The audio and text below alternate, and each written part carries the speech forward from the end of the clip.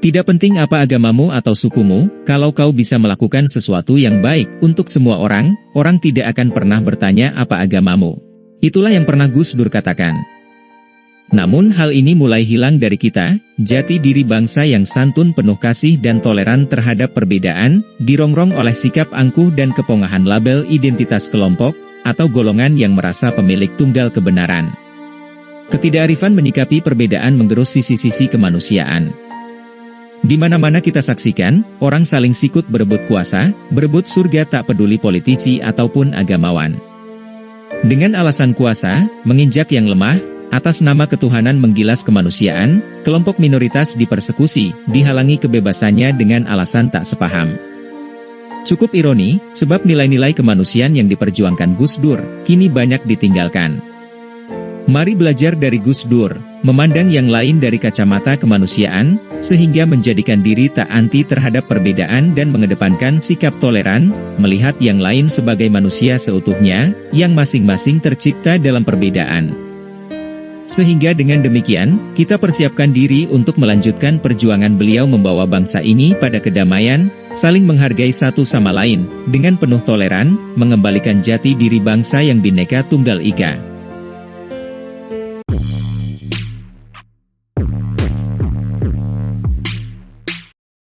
Gus Dur telah menuliskan kisah panjang hidupnya dengan menjadikan dirinya sebagai tameng kokoh, yang berdiri tegap membela kaum yang diperlakukan tidak adil, membela kelompok minoritas yang ditindas, dizalimi, dan diperlakukan secara tidak adil, dirampas hak primordialnya. Gus Dur dan kemanusiaan memang merupakan dua hal yang tidak terpisahkan. Memang tak mudah mencontoh sosok seperti Gus Dur, dibutuhkan keluasan hati, kebesaran jiwa menerima yang lain sebagai satu entitas yang memang tercipta berbeda dengan diri kita. Syaratnya, membuka cakrawala berpikir, membuka ruang perjumpaan yang seluas-luasnya dengan identitas yang lain. Inilah yang kita sebut piknik, yakni piknik dengan memperbanyak pengalaman berkumpul atau berinteraksi dengan identitas yang berbeda, maupun piknik intelektual, yakni dengan banyak membaca apa saja dari karya para pemikir keagamaan, membuka ruang dialog untuk menambah cakrawala pengetahuan.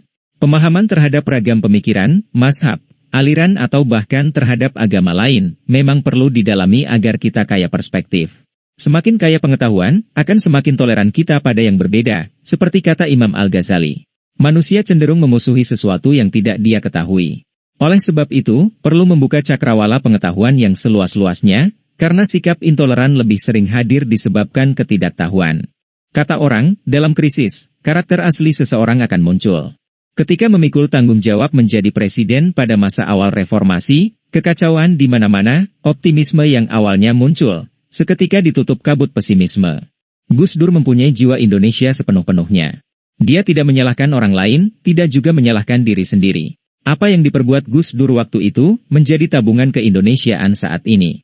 Kita sekarang selalu menunjuk jasa Gus Dur sebagai teladan, sebagai pengingat, dan sebagai rasa sayang kita pada Indonesia. Bangsa Indonesia, sejak kepergiannya memang sangat kehilangan tokoh besar yang menjadi panutan, kita rindu sosok yang selalu memberi kesejukan untuk semua. Semoga engkau ditempatkan di sisi Tuhan pada makom tertinggi para waliullah. Gus, tanpamu semua jadi repot.